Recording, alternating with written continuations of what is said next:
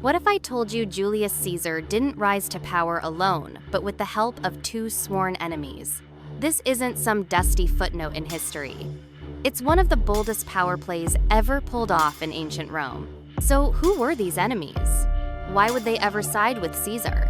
And how did this strange alliance turn the Roman Republic on its head? To answer that, we have to zoom into a very chaotic moment in Roman history, the late Republic. Rome was powerful, but its political system was paralyzed by rivalry, greed, and fear.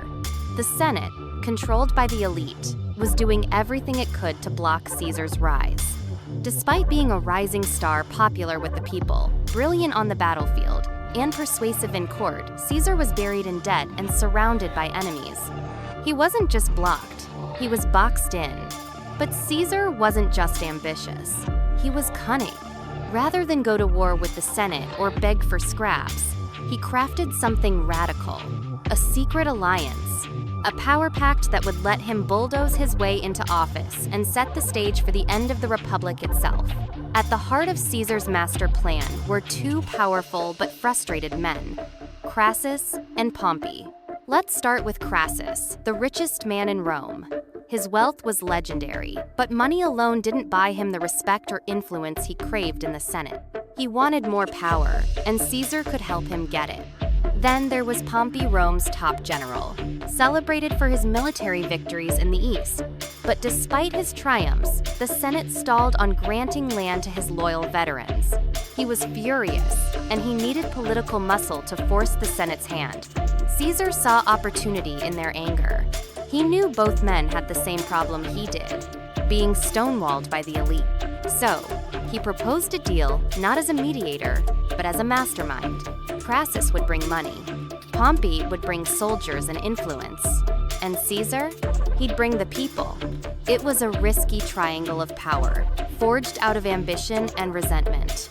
They didn't like each other. In fact, Pompey and Crassus hated one another, but Caesar convinced them that together, they could break the Senate's grip. And that's exactly what they set out to do. In 60 BCE, the deal was struck unofficial, unwritten, but ironclad. It was called the First Triumvirate, though the name came later. To the outside world, it didn't exist. But behind the scenes, these three men now controlled Rome. Caesar's genius wasn't just in forming the alliance, it was in how he used it. He arranged for his daughter Julia to marry Pompey, tying their families together. Crassus bankrolled Caesar's rise with enormous loans, wiping out his debts and funding his campaign. With their combined resources, they outmaneuvered the Senate and secured Caesar's election as consul in 59 BCE. Once in power, Caesar moved fast. He pushed through Pompey's land reforms. He made sure Crassus got favorable tax deals for his business allies. And in return, they protected Caesar politically and financially. This wasn't just political strategy, it was political domination. The Senate was furious, but helpless. The rules were being rewritten in real time. What made this even more brilliant was that Caesar played each man's ego perfectly. They all thought they were the real power behind the curtain. But Caesar, he was already setting himself up to be the last man standing. The impact of the Triumvirate was immediate and seismic. With Caesar as consul, the political landscape shifted overnight. Reforms that had been blocked for years suddenly passed. Pompey got his land for veterans. Crassus got financial breaks. And Caesar, now legitimized, used his popularity to expand his power even further. But this wasn't a quiet revolution, it was chaos in a toga. Senators protested, shouted, even refused to show up. Caesar's co-consul tried to block every move, and Caesar responded by ignoring him entirely. Rome was no longer ruled by tradition or law, but by brute political force. What made this alliance so terrifying to the elite was its unpredictability. No one had seen three power centers merge like this, and worse, it worked.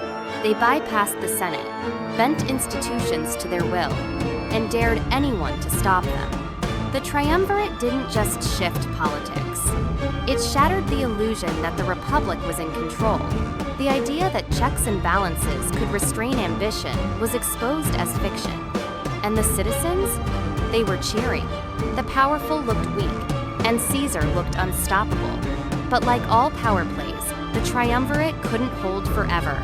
The alliance began to crack after Julius Caesar's daughter and Pompey's wife died in childbirth. That personal bond was what kept Pompey loyal. With it gone, distrust returned.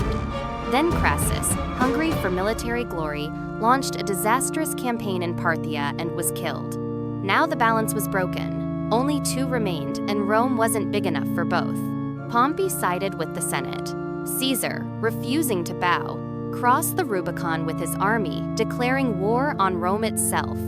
The Triumvirate was dead. But Caesar? He was just getting started. Looking back, it's clear. This wasn't just a political alliance. It was a chess game, and Caesar played every piece to perfection. By the time his partners were gone, he was the only one with power, support, and a path to absolute control. Julius Caesar's rise wasn't just about war or speeches. It was about strategy, ruthless, brilliant strategy. By aligning with Crassus and Pompey, he bypassed the traditional gatekeepers of Roman politics. He turned rivals into tools, obstacles into stepping stones.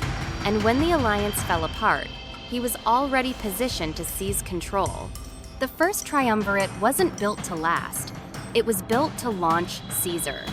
And it worked, flawlessly.